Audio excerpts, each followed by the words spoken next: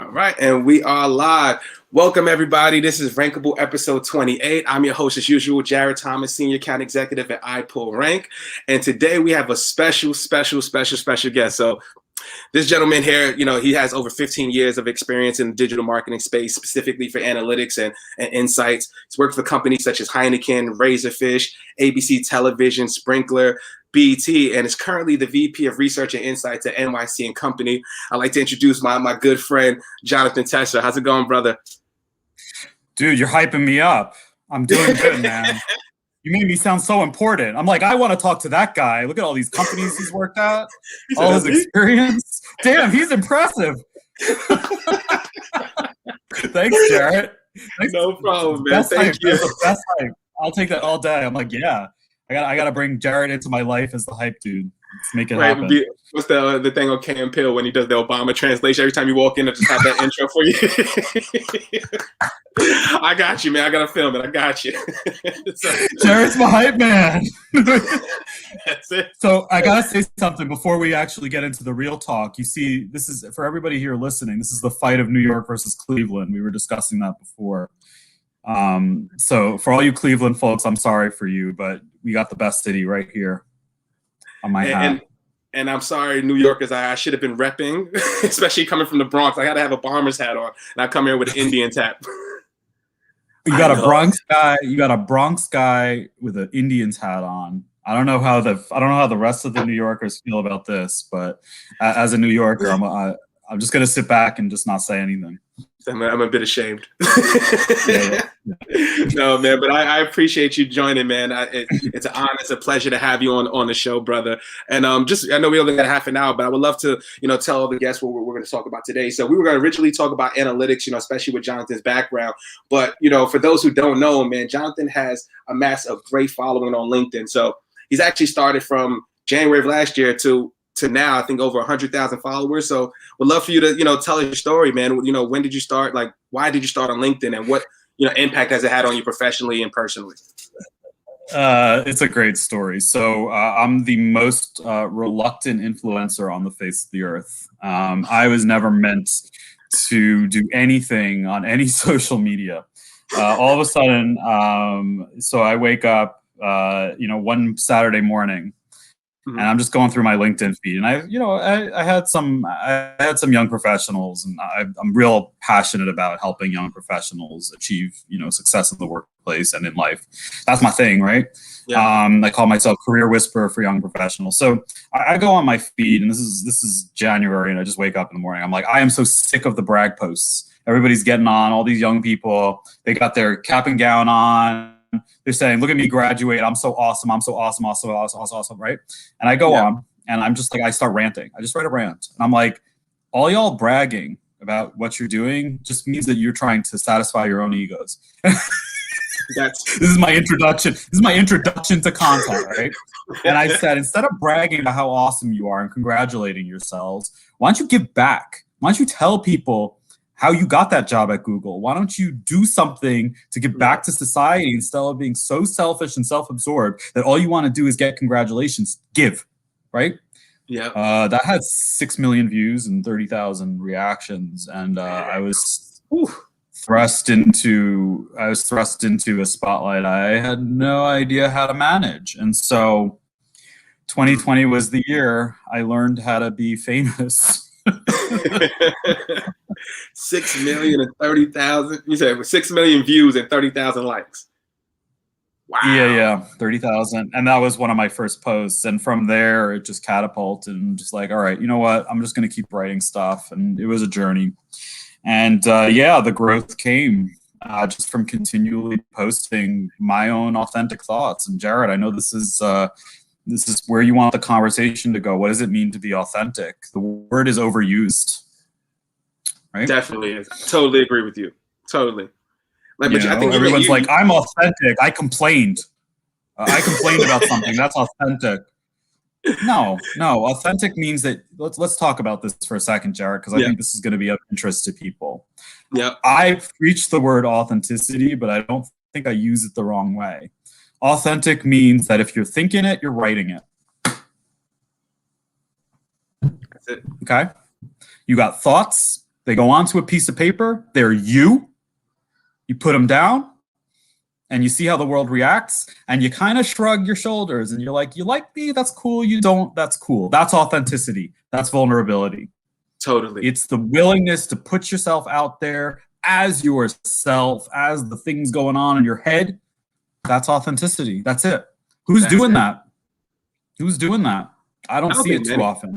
I don't think many. And I'll be totally honest with you. Like, I do it too. And then, but sometimes I'll be honest. Like, I'll delete posts sometimes. Like, you know what I mean? Sometimes, like, damn, I should have said that and do it. And sometimes it depends, especially when it comes to certain topics like social injustice, diversity, all that other good stuff. Because I don't want to, you know what I mean? I don't want to, you know, my business. I don't want to. But it's still something that means something to me. But something that you said that's just like important is that it's not all about you, right? So if you come in and say, "Hey, I'm the Google guy, and I just got this great job," but like you said, tell me the process of what you did. You know, exactly. Who you interview with? What was the interview process like? Like, how many applications did you set in? What questions did they ask you? Like, show us the journey. And that's something that I tell everybody. Like, I have friends that are currently looking for roles and, you know, looking for new opportunities. And they're like, Jared, man, it's so damn hard out there. And I'm like, why aren't you filming the whole process?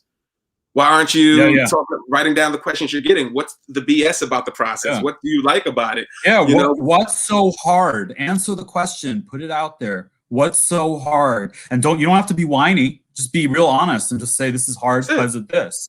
This is hard because I got a mortgage to pay and it's scary. Put that out there, man. Why not? Yeah. I've been laid off. One of the reasons I can do this on LinkedIn is I've been laid off 3 times. And so I know what it's like to be laid off, and I know what it's like. I know what the feelings are. I know what the emotions are. And I talk about it. And those are the posts for everybody here who's skeptical of this. Those are the ones that went viral for me. I had a whole series of posts about what it meant to get laid off and what each layoff meant for me. And, you know, viral means like 10,000. These are 10,000 reactions, you know, 300,000 views. Like, this is stuff people want because people want to connect to people. And they don't. And if you're not putting an authentic self out there, you're not connecting as a human being. People probably think I sound like a broken record, but I'm going to continue to be a broken record because I'm still seeing a lot of inauthenticity happening. This idea that you don't put yourself as a person, you hide behind something. And it's scary, man. I'm not saying like, look, I'm scared every time I push something. I just put out a post, and I was talking to you about this, Jarrett. I put out a post 3 hours ago. I said I wasn't nice to women. And I said it, and I explained why, and I was vulnerable, and I was authentic, and I was honest about the reasons behind it. And I said, you know what, I learned, and now I'm an advocate for women, and now you know why, right? And people are very forgiving of that. They're not beating you up. They're not saying how dare you. They're like, congratulations, man, you went through a journey. More people need to be like that. It works. That's it. You're sharing your journey, man. People are so afraid to speak about their failures. I think that's the biggest thing. Like you said, that's what worked for me. They're not failures. They're not failures. They're not failures. For me, the things you learn for. Exactly. Experiences. They're experiences. That's all they are.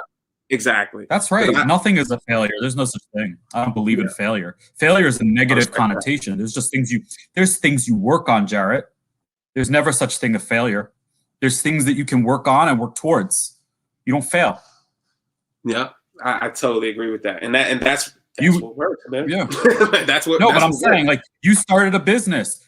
That business didn't work out. You lost money on it. Was that a failure? Absolutely not. You learned more from that failed business than almost anything else in your life. You're not a failure. You learned. You grew. You succeeded in growth. You didn't fail. You never fail. You just learn. No, that's a great way to put it, man. I think that's what worked for me. Like, I'm curious. That was your first post, but what was your best performing post, and why do you think it performed well? Was it like the same similar post? That was the best one. That was one of them. I put out some other posts around this idea of success that have been really, really popular. You're gonna love this one, Jarrett. You know, here I am. I'm going on. I'll explain to you the nature of this post, which is you're gonna find very funny. A lot of my posts are fueled by emotion, and Jarrett, you know that, right? The ones that are fueled by emotion are the ones that do the best. Totally. For me, I take my anger, right, and I don't show it. I channel the anger into something that I consider to be productive, and that's the premise for this next post, which is on my page for anybody who wants to go look. It's in my featured section, and I wrote a post about what society deems successful. and we see the Facebook engineer gets 5,000 likes for getting their job as a Facebook engineer. Everybody's like, they win. They're winning in society. Yeah. We love them, right? Yeah. But I write the post and I called this out, Jared, and you as a dad, you could feel this, same as me. Why don't we give 5,000 likes to the dad who has to quit his job, right, to take care of his kids? Why doesn't he get 5,000 reactions, right? What about the person? What about the immigrant worker who has to work 3 jobs, taking care of her kids, single mom? Yeah. Doesn't she deserve like 10,000 likes, right? Why are we celebrating this Facebook person as a success when all of these regular heroes, they're the ones who deserve this clapping to me? Absolutely. And the reason, the hate that fueled this was me going on Twitter, seeing all these damn announcements for Apple engineer, Google engineer, Facebook engineer, and I'm like, it's 100,000 likes for this shit? I'm not into it, man. I hear you. But do you think a reason for them not being champion like that is the fact that they don't put a story out there, though? Like for the immigrant worker who has 3 different jobs, if they're not thinking content, they're not thinking things like that. So how do we champion? Of course they're not. But what if they did? You think we would champion them? You think a dad going, you think a dad posting a picture of himself, quitting his job, right? Leaving with a box of stuff, right? Mm-hmm. Leaving his job, going out, put in a post and say, I want congratulations for leaving my job because I had to take care of my kids. You think that's going to get 10,000 likes? I think it depends. I'm going to challenge you. I'm gonna keep it real. It depends on the copy and how you structure your post. If it's something like you got the box, you're looking at this, maybe it's a video, you got the sad music playing or something like that. It could be anything. Right. I don't know. It depends how you do it. But I definitely know what you mean. If it's just like a picture, or a text post only, like, hey, I quit my job because I have my 3 kids I have to worry about, and probably not. Some people will. I think I'm trying to make a point here, right? Social media is fake and a farce. And I am puncturing that. I am puncturing it. And I'm calling out the fakeness, and I'm calling out the farce, and I'm saying we all got to be more of ourselves. We got to be more authentic. We got to lift the mask, and we got to present each other as we are, because that's the only way the human race is going to get any better, and it's the only way we're going to build empathy and compassion and these really great things. That's it. And let's use social media to lift each other up, to make each other feel great, to provide empathy and compassion, which is what happens every day on my posts. And I have the most wonderful, supportive community that I've been building up, right? Jared, to your point, the over 100,000 people that follow me all believe in this message wholeheartedly, that we are human first, that we present ourselves as human, and that it's scary and it's sad and it's joyful, and that's just the human experience. They're all, when they click that follow button, they're like, John, I'm into that, man. Yeah. Totally, totally, man. And for all the people listening now, so you mentioned you went from 0 to 100,000 in a year. I know we spoke about it off camera, but could you tell us what's your process for creating new content? I know it's most of the experiences and how you feel, but do you schedule it out? How do you prepare for it? It's a great point. So when I first started out, Jared, content, right, and I'm sure you know about this, it was stressful as all hell. It would take me a week.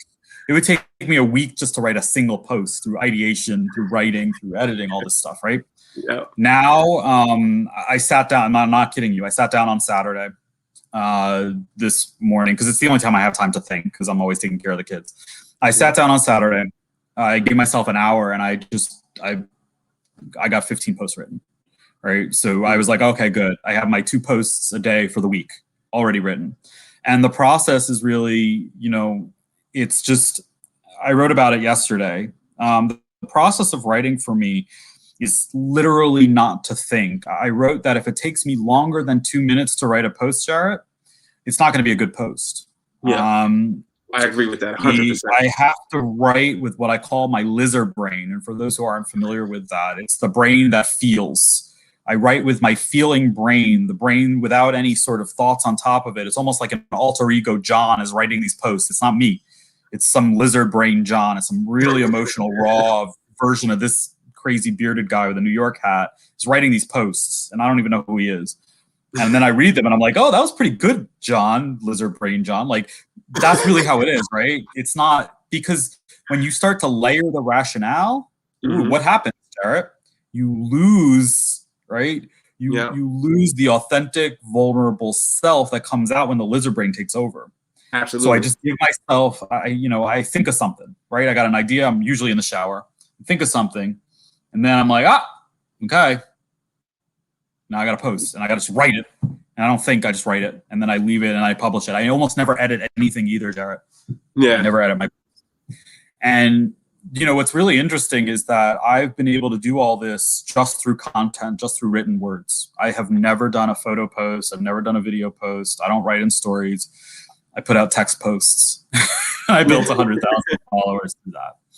So, but that's amazing too, right? Because you'll hear, and I'm pretty sure most of the people who's listening hear most of these influencers on LinkedIn. It's like video.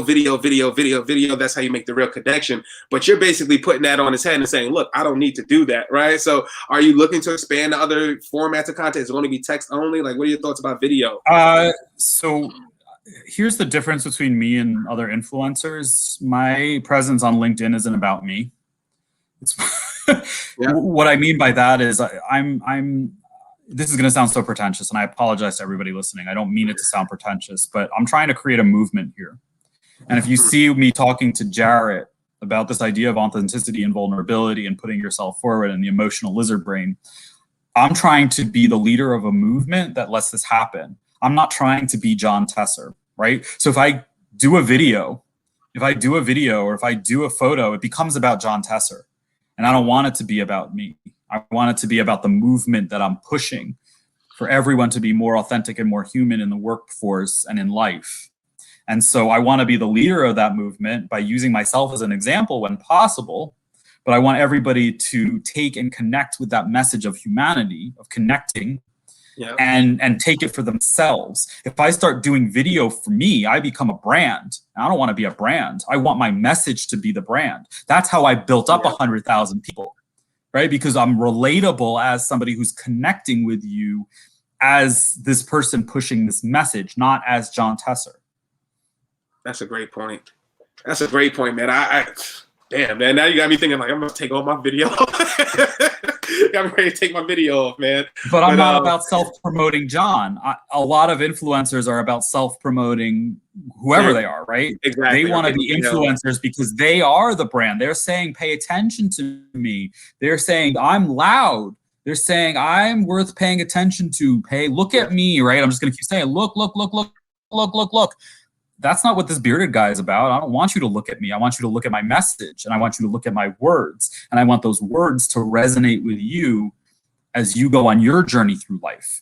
That's my goal. It's a giving back, like larger, grand, and quite pretentious sounding thing. Yeah. No, that's totally real, man. And I'm curious, like, is there a way, being that me and you, we preach authenticity. Like the best post that I've ever done is like the same thing you said. 2 minutes, I've got something, I was on a call, somebody hung up or whatever the case may be, or they didn't show up, the no show, whatever the case may be, or just thought about my journey. I might have had a memory or something like that come up on Facebook. I'm like, oh man, that was really cool, man. I remember when I was at Starbucks or whatever the case may be, and I posted. When I don't think about it, that's when it goes. When I'm sitting there, okay, what word can I replace with this? And can I add an emoji? It does nothing. I get like 6 likes. It's my coworker from back in the day or something like that. I'm sitting there like, damn, this makes no damn sense. Yeah. But my question to you though, man, is there such thing as like a keeping it go wrong? Like keeping it real goes wrong? Like is being too authentic a problem at some point? Like what is the line? Yeah, there's definitely a line, man. My feeling here is be authentic about yourself. Don't bring others in. Do you understand what I mean by that? Could you dive in? Yeah. I mean, like we were just talking about today, right? I implicated myself for not being nice to women, but it was about me. It wasn't calling out others. You see my point? Yeah. I was saying that I'm part of a society that does that. That's okay for authenticity when you can call yourself out for doing something and say you learned from it.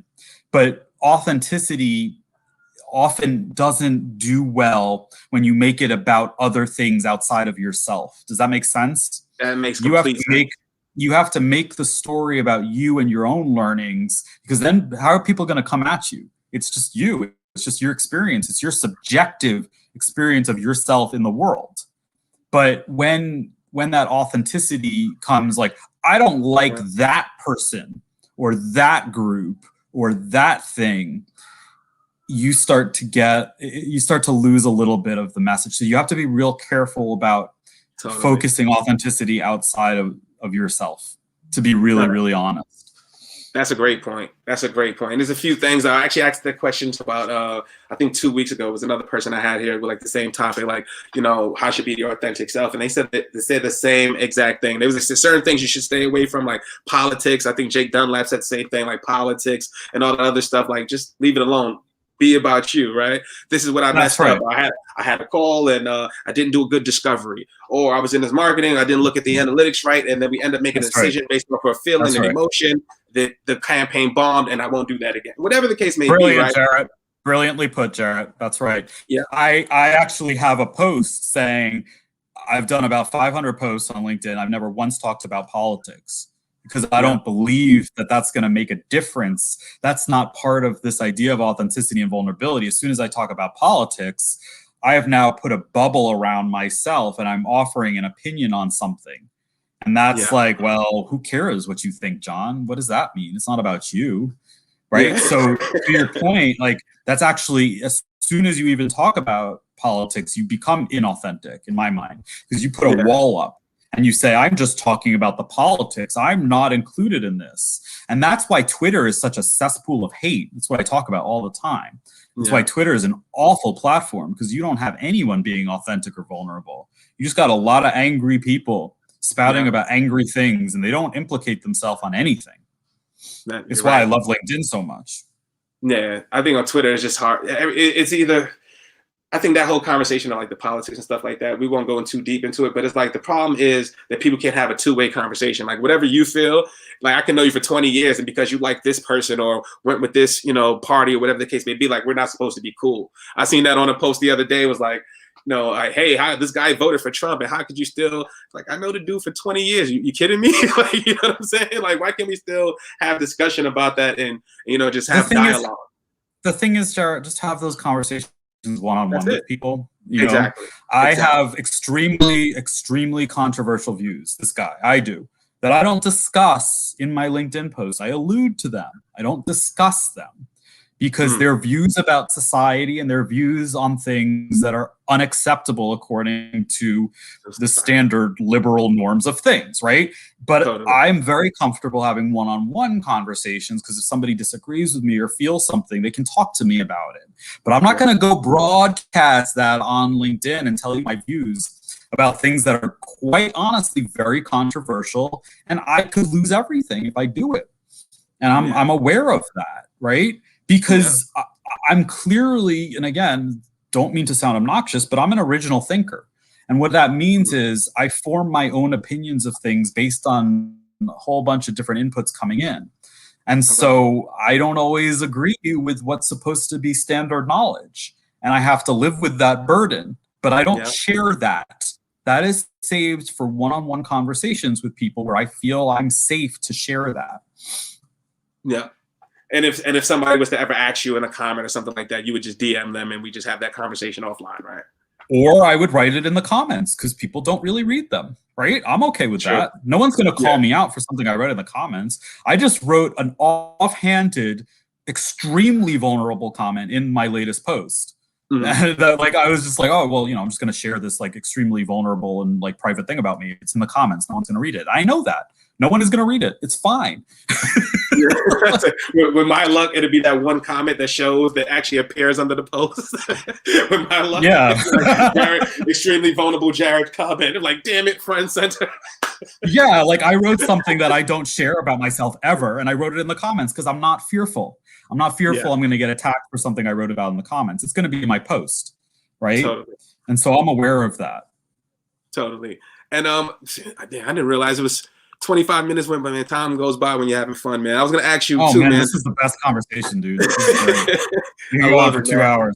You can go for 2 hours. And for those listening too, man, we're going to be doing either we're going to continue the conversation later tonight on Clubhouse, 8:30 tonight, 8 p.m. Eastern, 8:30 p.m. Eastern. We're going to be talking about how to be, continue to be yourself, your authentic self. We're going to have unfiltered conversation. We'd love to hear you guys' thoughts and, join in with us. But I would love to hear your thoughts about Clubhouse, man. I know we've thought about we're doing one tonight. So what do you believe is the real value of the platform to marketers and content creators like ourselves? Okay, let's spend 5 minutes talking about Clubhouse, and we're going to get real here. Okay. First off, this is what you learn in corporate America, right? I'm going to do something very corporate. First off, things I love about Clubhouse. I love the potential of the platform. I love bringing my message of authenticity and vulnerability, using my voice, because I feel like I have something to offer in what I have to say, and having those dialogues and authentic conversations with people like this, like you and I are having right now. This is what I think, this is the ideal of what Clubhouse can be, because it's an audio app. So I can move my message of authenticity, vulnerability, connection, and being open to a platform where we can have those conversations. That's a nice ideal world, right, my friend? Yeah, absolutely. The reality of Clubhouse is it's a bunch of posturing influencers spouting whatever they want, no understanding of emotional intelligence. Lots of people saying really offensive things to me, and I wrote a Medium blog post literally saying, and I'm not exaggerating when I say this, Jarrett, that Clubhouse right now is my personal devil. It's the thing I have to deal with. Like, I got to overcome this devil, because I got certain things coming at me where I'm like, I don't know how to emotionally process the fact that you're saying the things you are to me. It's a little bit hard to deal with. So right now, my tribe ain't there, dude, which means that it's a hard platform for me to be on. I got my LinkedIn tribe, and they got my back, right? They're my community. They're amazing. They push me. They're awesome. I love them. We're supportive. They make me feel great. And then I go over to Clubhouse, and people just don't know who this guy is or what he's about. And I gotta be careful, because I don't want to say the wrong thing to the wrong person. But Jared, you've had enough talks with me at this point where I'm going to always be myself, and I don't turn myself off. And if I'm pushed on Clubhouse, I'm going to defend myself. And I don't like how I have to feel that way, because I'm not a guy who really wants to get into arguments. I want to have discussions, and I want to learn about you, and I want to feel a connection. But I'm not here to argue. I'm not here to make points. I'm not here to change your mind. I'm just here to present and talk. Yeah. And Clubhouse seems to be a place of posturing. Yeah. You hit the nail on the head. I think people don't really, I don't think most people, at least the conversation I had on Clubhouse, like the ones where I've had where LinkedIn influencers talking to LinkedIn influencers about how to influence each other. It's just like, all right, like what is the real thing? And then, what works for you doesn't work for me, and this and the third. Like, we all have different views and opinions on it. So it's good to hear what other people are doing, but everybody just wants to hear themselves talk. That's really all it is. That's really I got no patience for that, Jared. I'm here. If you want to show me who you are and show up as a person, I'm here to listen to you, because I want to know your subjective experience. But if you're here to posture and grandstand and show me how smart you are, I got no place for you in my life, man. I don't got time for that, because that's corporate America stuff. That's not me. I'm not going to be here to ingratiate your ego and tell you how great you are. I don't want to do that. That's enough of my life. Yeah, that's what all Clubhouse is to me, man. But I definitely see the opportunity. I see the growth potential. I see it too. I think it's amazing, man. The fact they're still in beta and it's valued at $1 billion. I think that's just incredible. And it's pissed off. It's silly. Yeah, man. It's just crazy, man. That an idea like that. I would love to create a platform. I think we need to. Something has to happen, man. And I would love to create my own. To your point, Jared, if I can get my young peeps who are emotionally connected and questioning and uncertain, those are my peeps, right? If I can get them there, have these conversations on a regular basis like you and I are having, now Clubhouse becomes a place of value, right? Exactly. But it is, I don't know how long that's going to take or how it's going to happen, but I'm not holding my breath that it's going to be anytime soon. Yeah, I think they're going to migrate sooner than we think, man. And I think I've seen it on LinkedIn, right? LinkedIn people are talking about Clubhouse, and Clubhouse people are talking about LinkedIn. And but it's all the marketing people. It's all the older marketing people, you're Jared. Right. It's not my tribe. My tribe is young students and who are emotionally in touch with themselves. They are not on Clubhouse. They're on LinkedIn and they're on Instagram, and some of them have fun on TikTok. But this Clubhouse thing is not for them just yet. You're talking about the marketers, and they're all coming over there, and that's fine. Yeah, they're all. Yeah, that's my target audience. I've got to try to wheel and deal, brother. You know how. I hear you, dude. I hear you. But we only have a minute left. I don't want to keep you too long, man. But who's somebody who's an influencer that looked up, or that you looked up, or you maybe look at and look at all the time. Like, who's one of your favorite influencers on LinkedIn? I'm just curious, man. Oh, Jared, the guy you just interviewed before this, I was telling you about him. Dave Gerhardt, the dude who doesn't talk to me, which is hilarious because all I do is worship the ground he walks on. You got to talk to him about this because, so you don't know this, but I teach. I over the summer I was teaching a LinkedIn content course and teaching all of this kind of stuff about how to be authentic, all this, right? And I use Dave Gerhardt as my example. I'm just like, this dude is just putting this stuff out there. It's just beautifully written. It's all about marketing. He's finding his tribe. He doesn't give a damn. He's gonna say what he thinks, and it's like always on point. And I'm like, that's my man. This guy is he's a thought leader, but he's so good with what he has to say, and he gets a great reaction. He's so chill about it too. Yeah, that's my guy. Oh man, but and I'll tell you the story real quickly, man. But when we spoke, right? So he's on it. I'm looking at his posts every day. It was one day he dropped like 3 posts and they were all fire. I'm like, man, this dude is dropping some gems. And then just randomly, I see everybody on the comments this was a very great point, and everybody very buttoned up and every well thought out responses. I just joked with him, man. I'm like, man, you've got the NBA Jam Net, man. You're on fire right now. And next thing you know, he just responded to me, and I'm like, holy moly! I'm like, you answered me, man. Then we just opened the comments. Boom shakalaka. Exactly what it was in the DM, man. And then I'm like, yeah, he just talked to me, and then I asked him to come on the show, and he was just the realest, man. He's so down to earth, man. You would think people who had that type of following tribe would have egos, and it's the complete opposite. Complete opposite. I idolize that dude. I idolize him because I'm just like, his content is just on point all the time. So you asked me who's my guy, it's Dave Gerhardt. So I've got to get you guys connected, man. He doesn't even know who I am. No, he will, man. We're going to get some posts up. I'm going to have to tag him like, Jonathan, Dave, meet Jonathan. He has no idea who I am. I'm just fanboying over his stuff all the time. I'm like, I imagine that we're good friends. And you